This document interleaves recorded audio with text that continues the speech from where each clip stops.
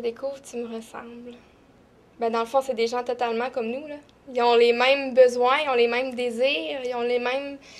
C'est pas parce qu'ils ont des sciences intellectuelles qu'ils n'ont pas envie d'être autonomes, d'avoir une indépendance aussi, de vouloir... Il y en a qui habitent en appartement, de vouloir faire des activités, avoir des amis, avoir une vie sociale aussi. C'est tous des besoins que n'importe quel être humain a besoin, peu importe, dans le fond, là, leur état de santé mentale ou physique. Là. Donc, c'est des gens comme les autres.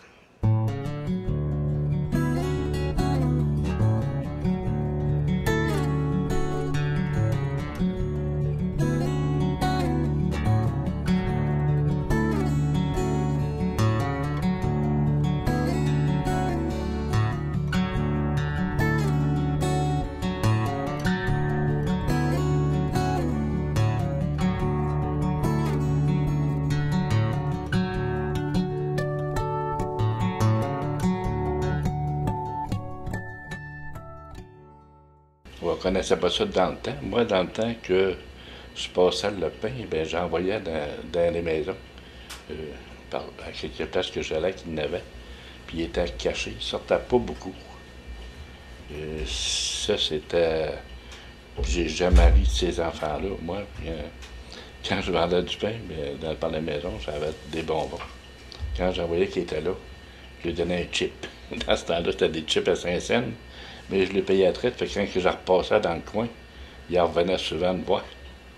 Puis ça me faisait plaisir de lui donner un petit quelque chose, puis rester. Mais quand ça nous est arrivé, c'était des moments assez difficiles, là. Mais d'un autre côté, ça amène beaucoup d'amour.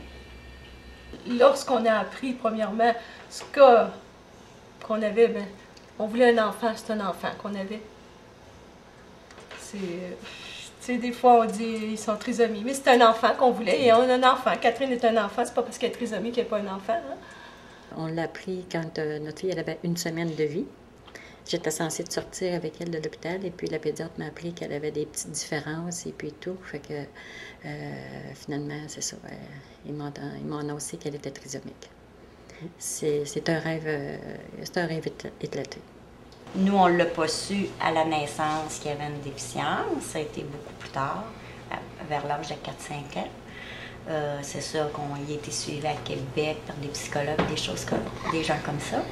Mais c'est vraiment à Montréal, à Sainte-Justine, qui nous ont dit vraiment qu'est-ce que Frédéric avait. Une déficience intellectuelle, puis c'est un hyperactif. Alors, après ça, ben, il faut travailler avec ça. Là, il faut chercher des psychologues puis quelqu'un pour nous aider parce qu'on ne connaît pas ça.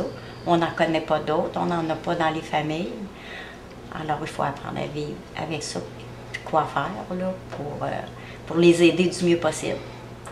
Des fois, je trouve qu'il n'y en a pas assez des Andréane dans notre société. Oh, attends un peu, là. Quand t'es parent puis tu viens de la voir, oh boy! L'ego n'en mange une claque, qu'est-ce que c'est ça? On reconnaît l'arbre à ses fruits, que c'est écrit à quelque part. Je regardais mon fruit. Attends un peu, là. Pendant 9 mois de temps, j'ai mangé santé, j'ai pris des marches. Que c'est ça, une DI? On ne sait pas c'est quoi. C'est du cas par cas, comme les autres. Mais quand je dis qu'il n'y en a peut-être pas assez dans la société, c'est parce qu'ils nous remettent nos valeurs à bonne place. Les valeurs du cœur, beaucoup plus que les valeurs de matériel. Au départ, je veux dire, c'est quand on perçoit ça, à l'époque, on ne savait pas qu'est-ce que c'était. Aujourd'hui, je pense que c'est plus connu. Même les gens, nous-mêmes, on connaît bien parce qu'on vit avec, là. Mais je pense que dans la société en général, les gens, ils savent un peu c'est quoi. Plus que, là, 28 ans. Alors, pour nous, du moins, c'était la catastrophe, un peu. Hein? Parce qu'évidemment, comme je disais souvent, quand on a notre premier enfant, on s'attend que si c'est un gars, ben, il va être le successeur de Guy Lafleur. Parce que si vous montez 28 ans en arrière, il était pas mal hot dans ce temps-là. Aujourd'hui, ce serait peut-être plus Crosby que l'autre. Alors, mais si c'est une fille, bon, ce sera une grande patineuse artistique ou des choses comme ça. Alors, tous ces rêves-là que chaque parent ou grand-parent fait pour ses enfants sont annulés la journée même. Alors, le rêve part. Alors ça, c'est triste, là, mais c'est ça qui est difficile à prendre. Mais quand ça est parti, ce que vous avez dans vos mains, c'est un bébé, là. Les bébés, là, ça fait 3 choses principalement. Hein. Ça mange, ça dort, et comme on a une caméra, je dirais que ça se fait changer de couche. Hein. C'est 3 occupations, Catherine, comme les autres. Ah, on aurait pu la placer, Marie-Ève, en famille d'accueil. Oui. On avait le choix de la placer en famille d'accueil tout de suite en partant. Sauf qu'on a dit non. On la garde avec nous, puis on va s'en occuper. Puis on est content parce que Marie-Ève, on voit qu'elle est heureuse avec nous autres, puis elle est bien. Là. Parce que c'est vraiment pas facile au début, là, parce qu'on ne sait pas comment agir avec ces gens-là. Alors, surtout hyperactif, là, moi, il y a sa sœur qui est là, qui est plus vieille, puis elle, c'était comme une mouche, on ne l'entendait pas, c'était tranquille, tout ça, mais lui, c'était autre chose aussi. Puis, c'est certain que, bon, on voyait qu'il agissait pas comme Isabelle, à son âge. On se disait, voyons donc, il est vite, puis il casse tout, puis tout volait, là. Alors, on s'est dit, il y a quelque chose. Puis, quand il a commencé la petite école à Saint-Casimir, dans le temps, on demeurait à Saint-Casimir, bien, la personne, elle s'est rendue compte, Frédéric ne suit pas les autres. Il y avait un retard face aux autres. Alors, c'est là que tout a commencé. À 1 an, tu dois marcher. À 4 ans, tu dois faire du vélo. À tel âge, tu dois faire ça. À tel âge, oh non! Andréane, on a bien essayé, évidemment. C'était notre job d'essayer. C'était la job de l'école d'essayer aussi. Mais non, Andréane ne pouvait pas faire ça. Le jour où on a décidé, elle est comme ça, on la prend telle que telle, on avance un pas à la fois, sans se soucier de ce que la société demande, j'étais mieux dans ma peau. J'étais plus relaxe face à elle, donc je l'étouffais moins. On a vécu plein de choses avec Marie-Ève. On n'a jamais regretté notre geste. Non, on n'a jamais regretté ça. Parce qu'elle nous apporte tellement, là, les valeurs qu'on avait, qui autrefois nous semblaient peut-être nécessaires, ben c'est aujourd'hui, là, c'est tout à fait le contraire. Hein. Ça peut être banal, ça peut être... Ça nous remet les valeurs à bonne place, comme on dit. C'est ça. On voit les vraies choses de la vie, hein, on ne voit plus les choses... d'un œil différent. D'un œil différent. Le jour que Catherine est venue au monde, on était loin de penser qu'un jour, elle nous emmènerait en Chine. Quand tu apprends que ton enfant est trisomique, tu ne penses pas qu'il peut t'arriver des choses comme ça dans la vie. Puis regardez, il nous est arrivé des belles choses comme ça dans la vie. On est vraiment, vraiment chanceux. Moi, je dirais, j'ai peut-être tendance à dire aux nouveaux parents à qui ça leur arrive. Ouais. Oui, c'est peut-être difficile par moment. Vous avez le droit de vous décourager, vous avez le droit de pleurer. Mais dites-vous qu'au bout de la course, ça en vaut la peine. Ouais. Il y en a d'autres petits enfants comme Andréane qui vont naître ou qui viennent de venir au monde. J'ai envie de dire aux parents, vivez un jour à la fois. Déballez ce petit cadeau-là.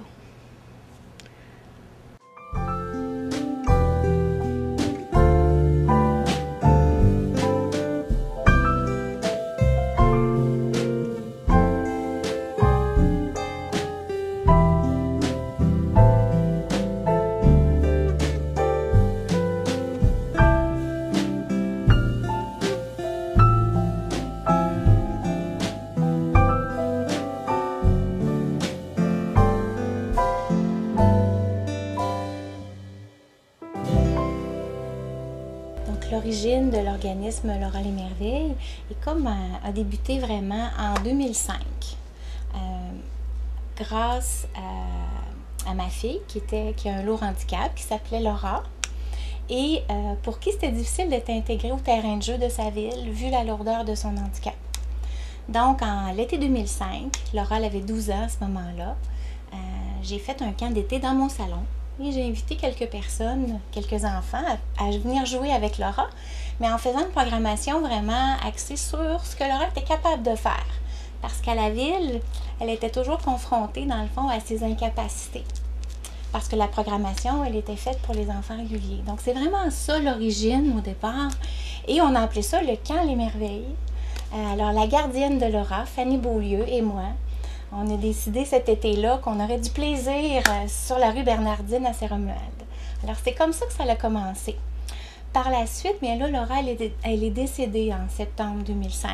J'ai aujourd'hui la chance, parce que je me considère très chanceuse de pouvoir continuer de la porter avec moi, d'une autre façon, et de la faire vivre au travers de Laura les Merveilles, et de rappeler aux gens que c'est possible. Laura est un peu un modèle pour moi de détermination parce que malgré son lourd handicap, elle voulait avancer, elle voulait vivre.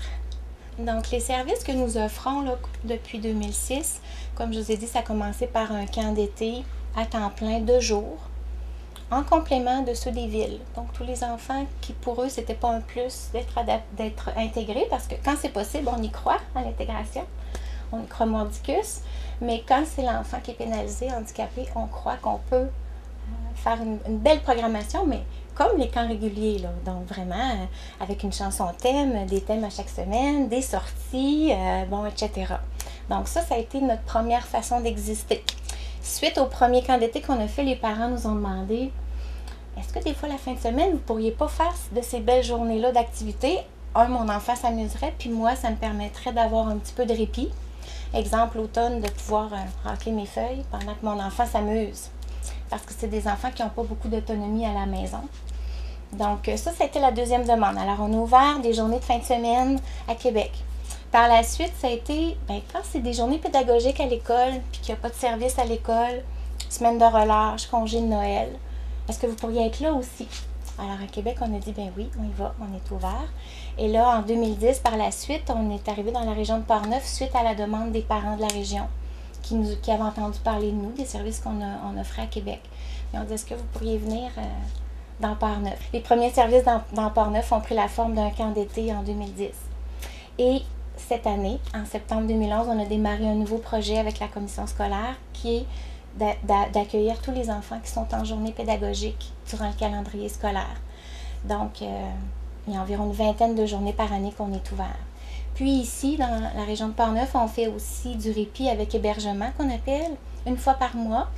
L'enfant arrive avec sa famille le vendredi soir et il est avec nous pour 2 couchers jusqu'au dimanche soir. Alors ça donne un beau répit aux parents pour une fin de semaine complète.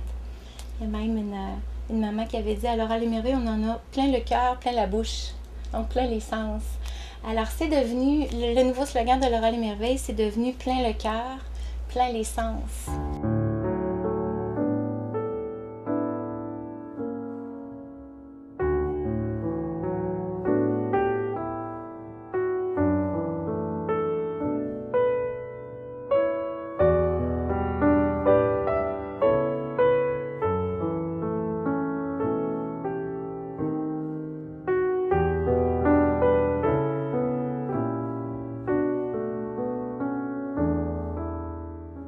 J'avais très peur de travailler avec ces gens-là, mais j'étais attirée de travailler avec eux, je sais même pas travailler, c'était d'être à leur contact.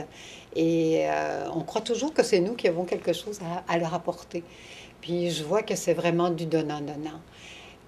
Ils sont tellement dégagés, ils sont tellement prêts à s'ouvrir à l'autre, à l'expérience, à découvrir, à s'émerveiller, que ça m'aide moi aussi à retourner dans ces espaces-là d'émerveillement et de me dire que la vie est bien plus simple que ce que je croyais, parce que je pense que je me l'étais beaucoup compliquée. Eh bien, moi, c'était ma première expérience en contact avec la déficience intellectuelle. Je vous avoue, quand même des craintes au départ, parce que je n'avais jamais été en contact vraiment avec ce type de gens. Alors, je ne savais pas comment eux allaient me recevoir, puis comment moi j'allais être avec eux, si j'allais être mal à l'aise, si j'allais être bien, et tout ça. Et puis, dès les premiers contacts, ça s'est bien passé. Je les sens beaucoup dans l'accueil facilement des autres. Simplement, ils ne nous demandent pas d'être performants, ils ne nous demandent pas d'être quelqu'un d'autre, ils nous demandent juste d'être là. Des fois, on a peur moi, j'avais peur au début, qu'est-ce que je vais leur dire, quelle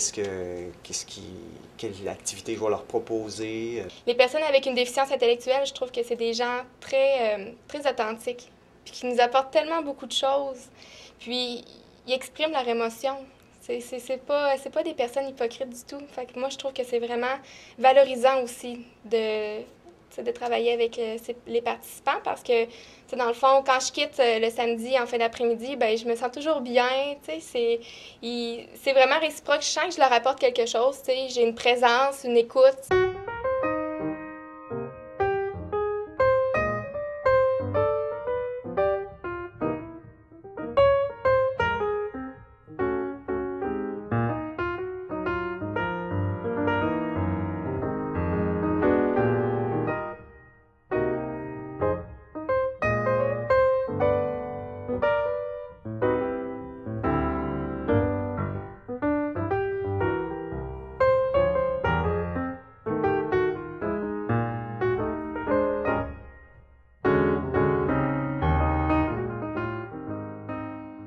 Je trouve que c'est un cadeau de faire des ateliers avec ce genre de jeunes-là.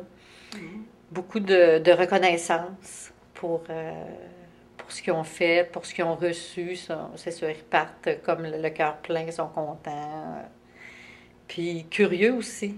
Hein, il y en a qui posaient des questions, ils étaient spontanément curieux de la procédure, ce que ça va donner. Le mandat de l'Association des personnes handicapées de Portneuf est de promouvoir la qualité de vie des personnes handicapées. Alors, on fait de la sensibilisation. On a un volet répit aux familles naturelles. C'est qu'on offre des activités de loisirs qui permet, en fin de compte, les personnes qui ont une déficience viennent à nos activités. Habituellement, c'est une demi-journée, 2 ou 3 heures, 3 heures et demie. Et pendant ce temps-là, les familles en profitent pour vaquer à leur occupation parce qu'ils n'ont pas à s'occuper de leur personne ou simplement se reposer, faire un loisir eux autres aussi. Nos activités s'adressent à toutes les personnes handicapées. Fait que quand on parle de personnes handicapées, ça peut être la déficience intellectuelle, le trouble envahissant du développement, de l'autisme ou des personnes qui ont des déficiences physiques. Et les déficiences physiques, ça inclut la santé mentale, ça inclut toute forme de déficience physique auditive, de la parole, ou n'importe laquelle. Ou ça peut aussi inclure des personnes qui ont des maladies dégénératives qui leur apportent de la déficience. Pour la clientèle qui a une déficience intellectuelle, on offre aux 2 semaines. La première semaine, on l'a fait à Saint-Raymond et la deuxième semaine, on l'a fait à Saint-Marc. Parmi les activités qu'on fait avec eux, il y a des activités artistiques de création, il y a des activités sociales comme Party Noël, des activités de cabane à sucre, le sous-marin party. On fait aussi avec eux le samedi de la console Wii. Regarder les films, les quilles, ça c'est une activité qu'ils aiment beaucoup aussi, la danse, ça c'est très apprécié par eux. Moi, je me suis impliquée à l'Association des personnes handicapées de Portneuf, parce que j'ai un fils qui a une déficience intellectuelle, alors j'étais beaucoup sensibilisée et j'ai un neveu aussi qui participe aux activités de loisirs. En fin de compte, tout ce qu'on se rend compte, ces activités-là permettent aux personnes de vivre vraiment des moments de plaisir, de loisirs, oui, mais ou de rencontres aussi. Ça brise leur isolement. Ça leur permet d'entrer en contact avec d'autres personnes, de se faire des amis, d'être fiers d'eux autres aussi, de réaliser soit un bricolage, d'arriver à faire quelque chose qu'ils ne pensaient pas être capables de faire. Fait que là, ils sont fiers de le partager et après ça, d'en reparler. L'association aussi permet d'avoir des activités occasionnellement de danse, des occasions où ils peuvent partager tout le monde ensemble, du loisir, danser, s'amuser, rire. Alors, on s'aperçoit à quel point c'est un besoin pour eux autres de ces activités-là. Alors, c'est pour ça que moi, je me suis impliquée à la PHP parce que je sentais qu'il y avait un besoin d'organisation. C'est des bénévoles qui sont au conseil d'administration de la PHP. C'est des parents, des proches et même des personnes handicapées qui ont accepté de travailler à la réalisation des objectifs. Alors, si jamais vous êtes intéressé à être bénévole à notre association, il nous fera plaisir de vous accueillir. Je suis administratrice avec le CA pour la PHP. Puis, qu'est-ce qui me donne une chance aussi, c'est que je peux donner aussi mes opinions concernant les personnes qui ont une déficience intellectuelle ou une différence de tête ou ces affaires-là. Fait que je peux suggérer aussi des affaires, fait que j'aime bien ça. Fait que... Ce que tu dis, en fait, c'est que toi, tu es proche des gens qui vivent la déficience intellectuelle, donc tu peux aller rapporter au conseil d'administration la réalité. La réalité, tu sais. Que c'est pas à cause qu'on a chacun une différence en tant que telle qu'on n'est pas autonome puis qu'on n'est pas différent des autres, tu sais. Parce qu'il y en a qui pensent, parce qu'on a une déficience intellectuelle, qu'on n'est pas capable de vivre en appartement tout seul ou qu'on n'est pas capable de gérer tout seul. Fait que t'as pour ton dire, mais je suis capable d'être en appartement. Puis il y a d'autres personnes aussi dans mes amis qui seraient capables, tout. Fait que j'ai pour mon dire, mais au moins ils sont capables de se débrouiller, tu sais. De les maintenir aussi, de les soutenir pour qu'ils puissent avancer. On va aller en appartement le 1er mai. Oui, mais pas ensemble. Mais pas ensemble, séparés. Séparés. Mais vous allez être dans le même bâtiment. Dans le même bâtiment, oui. Ouais. Quand tu viens ici, c'est quoi que ça t'apporte de venir ici? J'aime ça. On a pas mal d'activités, comme aller au quai, cabane à sucre. Aujourd'hui, qu'est-ce qu'on a fait? De la fondue. La fondue, pourquoi? La Saint-Valentin? Pour la Saint-Valentin. Ah, on aime ça pas mal. Oui. Pourquoi? Ah, des jeux, jouer le samedi, de tout, moi. Oui, t'as l'air toujours bien content, Ouais, bien heureux. Ouais. Oui, oui. Aimes-tu ça de retrouver les amis? Ah oui, pas mal. On a du fun entre amis. Moi j'aime ça venir, je ne resterai pas chez nous parce que je m'ennuierais, c'est ça, de mes amis, là. Les activités, là, c'est vraiment cool. Trouves-tu ça qu'on est créatif? Oui. Oui. C'est super le fun. Il y a des choses que tu as expérimentées que tu n'avais jamais fait dans ta vie? Le masque? Le masque? Ben ça, j'en avais fait à l'école, là.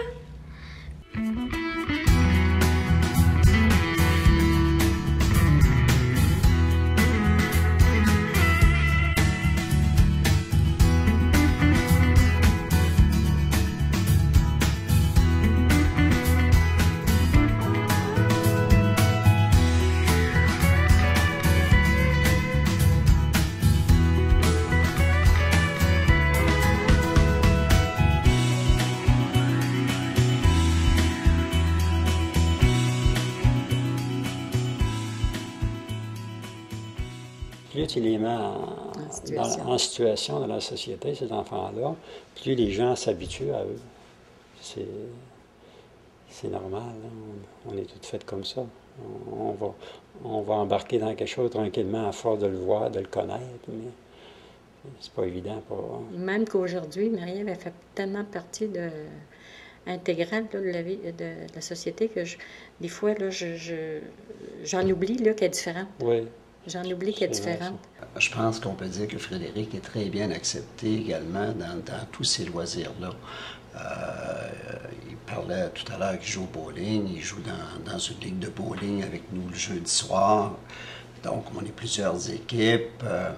Ici, dernièrement, il y a eu un tournoi de billard ici à Saint-Marc-des-Carrières. Alors, il a été intégré là-dedans. Il a participé à ce tournoi-là de 64 joueurs. Alors, c'est quand même intéressant de voir l'acceptation des gens à ce moment-là pour accepter une personne comme Frédéric. Alors ça, c'est une valorisation autant pour lui comme pour nous en tant que parents également. Ça, c'est très important. Catherine a aussi vécu une petite expérience de théâtre. Elle a fait partie du théâtre de Pont-Rouge l'an passé. Elle a joué dans la pièce de théâtre régulière de Pont-Rouge ils ont eu l'amabilité de l'inviter. Catherine on va régulièrement à ces pièces de théâtre-là chaque année. Puis à la fin, on félicite les acteurs. Puis Catherine est passée la première, puis elle arrive à dire « Moi, je veux jouer dans la pièce. » Moi, je n'avais pas compris que le monsieur avait compris, il avait tout compris ça. Il revient durant l'année, il dit « Catherine, elle m'avait demandé, il dit, j'ai trouvé un rôle pour elle. » De ne pas avoir peur d'aller vers les autres, ils sont prêts à donner beaucoup d'amour qu'un autre ordinaire des enfants ordinaires ne fera pas. Donner un bec ou donner la main, pour les autres, c'est une grosse affaire. On fait beaucoup de sorties avec nos jeunes. On veut qu'ils aient une participation sociale active. Et ce que je souhaite par là, c'est qu'ils sensibilisent les gens autour à eux aussi, dans leur vie, à faire de la place à leur cœur et à leur sens, même s'ils ont un cerveau qui fonctionne très bien, même s'ils ne sont pas handicapés physiquement ou intellectuellement. Je pense qu'on peut s'inspirer des jeunes qui, eux, ne sont vraiment pas handicapés du cœur et des sens. Alors, le thème de cette année, Je te découvre, tu me ressembles, vient vraiment là, dans le même sens que nos valeurs, du fait que c'est en favorisant l'intégration sociale des personnes vivant avec une déficience intellectuelle ou un trouble envahissant du développement, on va leur permettre de vivre pleinement leur rôle actif au sein de la société. Donc, c'est vraiment des valeurs qui véhiculent autant nos intervenants que l'équipe de gestion, puis on croit au potentiel de chaque personne à ce moment-là. Ici au CRD Québec, les principaux services sont les suivants. Les services à la personne couvrent 4 domaines plus précis. Les services en intégration résidentielle, les services de soutien à la personne, les services en contexte d'intégration professionnelle et les services en milieu communautaire. Dans la réalité, je vous dirais, les besoins de chaque personne est vraiment évalué de façon individuelle et individualisée. Donc, ce qui fait en sorte que les besoins pour une personne ne seront pas nécessairement les besoins que ressent une autre personne. Mais au quotidien, c'est sûr ce qu'on veille à être présent au niveau de l'intégration socio-professionnelle, donc de faire partie de groupes d'intégration sociale, autant au niveau plateau de travail ou atelier, et aussi le support au niveau résidentiel. Et si, par exemple, une personne nous faisait mention qu'il voudrait intégrer un milieu de travail, on verrait avec cette personne-là d'établir des objectifs réalisables dans un laps de temps pour lui permettre d'atteindre son objectif. Donc, tout dépendant de qu'est-ce que la personne va nous donner comme besoin, notre équipe va faire en sorte de mettre les moyens à la disposition pour permettre d'y répondre adéquatement. En fait, on dessert sur le territoire de Port-Neuf, plus spécifiquement 172 personnes qui relèvent de nos services, sur un ensemble d'environ 2300 usagers au CRDI de Québec. On peut-tu croire que ces jeunes-là, ils ont leur place dans la société, qui peuvent même être utiles? Peut-être pas comme premier ministre ou enseignant parce qu'ils ont un doctorat, mais est-ce qu'ils peuvent apporter d'autres, justement, modèles ou d'autres valeurs dans la société d'aujourd'hui? Moi, je dis que oui. La simplicité, le moment présent, la transparence, la bonté. Ils sont aussi tellement reconnaissants ou jamais exigeants. Ils se contentent. Un petit geste que tu vas faire pour eux, là, ça devient une immense joie. Donc, je pense que c'est toutes des raisons de croire qu'ils ont leur place comme les autres. Oui. Ils ne cherchent pas à être autre chose que ce qu'ils sont spontanément.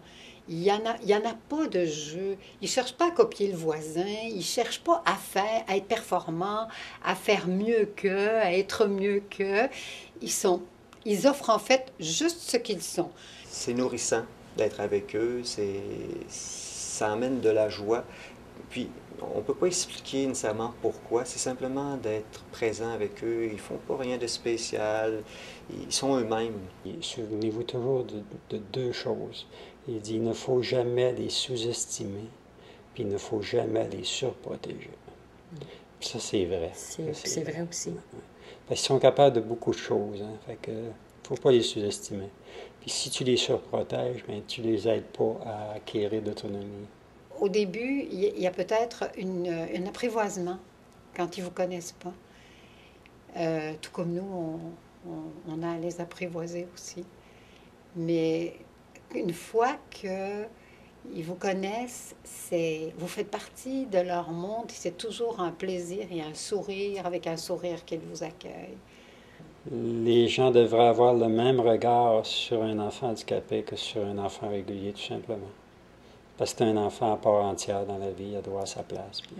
Mais pour moi, personnellement, là, ce qui me reste de plus profond, c'est de croire en les possibilités que nous avons, même si parfois elles sont cachées. Hein, Laura était cachée. Si je n'étais pas allée un peu à la découverte de sa cachette, je pense que je serais passée à côté d'elle. À ceux qui sont prêts à ouvrir leur cœur, je souhaite de rencontrer des personnes avec une différente.